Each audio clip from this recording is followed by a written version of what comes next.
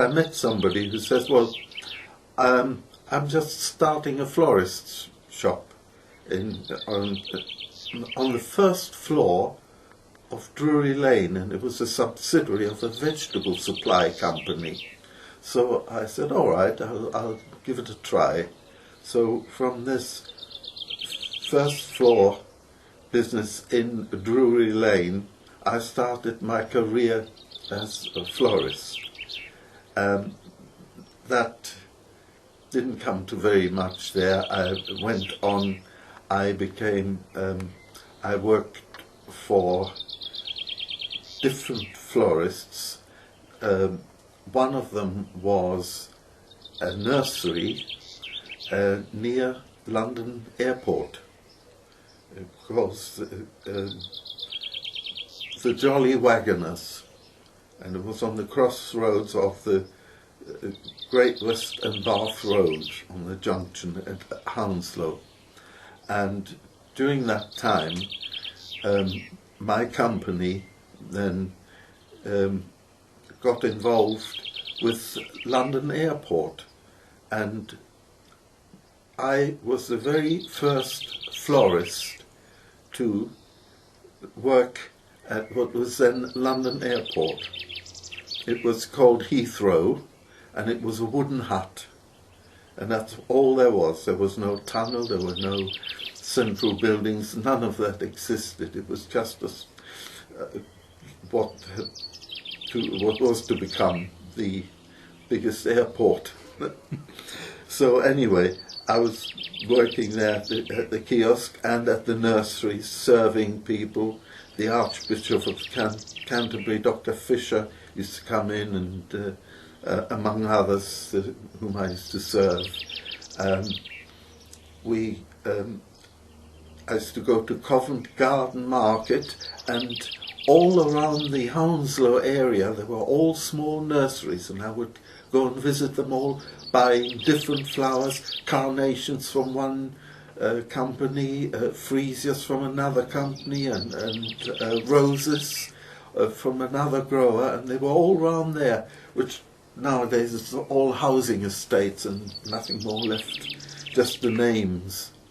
And we used to exhibit, because he was a bulb merchant. He was a Dutchman, the person I worked for.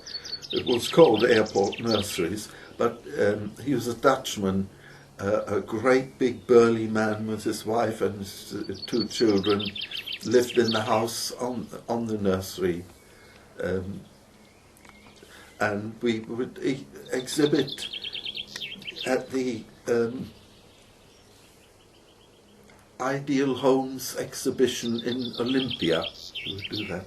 So I had to dress up in a Dutchman's uniform, the whole thing, the Astrakhan hat, all the silver and things, bedecked costume that I was wearing, black, all full costume, with the clogs, beautiful yellow clogs, and the balloon trousers and all that. And I would perform a clog dance in the exhibition, and people used to love that, used to come round. Hopefully I'd up the sales by that means, but this was great.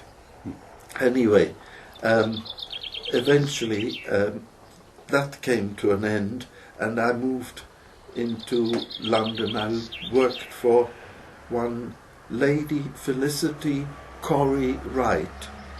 Her husband was Sir Geoffrey Corrie Wright, and he was director of one of the largest public relations companies in Berkeley Square in those days. And Lady Corrie Wright, she'd been selling flowers during the war from her estate at Nebworth House in Hertfordshire, and she would bring the flowers in her van, and we would do all the floristries. We had contracts for various establishments there. There were motor showrooms in the West End and all around hotels and restaurants and all the rest of it. I, by this time, teamed up with somebody who was a publisher, who was also in his infancy with the publishing business, which later became what is still today a very well-known publishing house called Arlington Books. And this person was Raymond Elias, who had a very strong mind. He said to me, well, he says, start your own business. I said, well, how am I going to do that? I've got nothing. He says, well, don't worry, he says. And a very good friend of ours, his accountant, then came and was brought into it, and he says, well, you do this and that. And I said, okay, fine. I had nothing of value. The only thing I'd ever owned, which was my only vice, was a large American convertible car. And this was a Chevrolet. I had to sadly sell that, and I bought a slightly aged Bedford van, and this enabled me to go and buy some plants, which I then went around to people whom I'd had some contact with in the past, and I said, well, I'm starting in business, can I plant your window boxes? Yes, they said, that's fine. I said, there's just one thing. I said, when I've done the job, would you pay me, please, because I've got no money.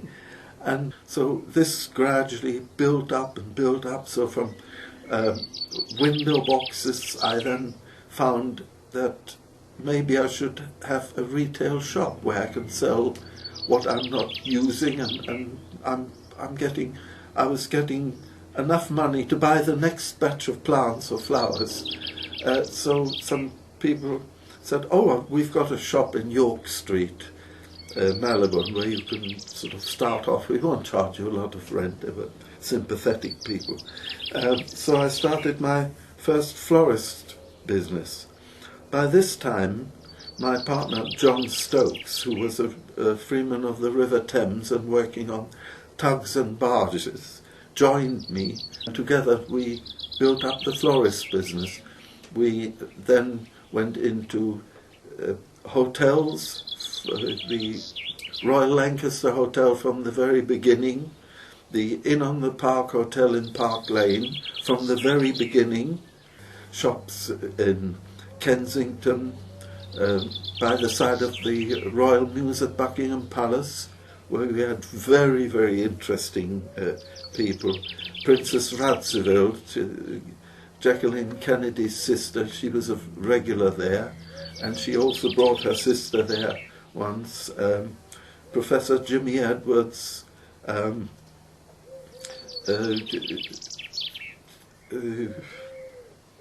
Joan Collins and her sister,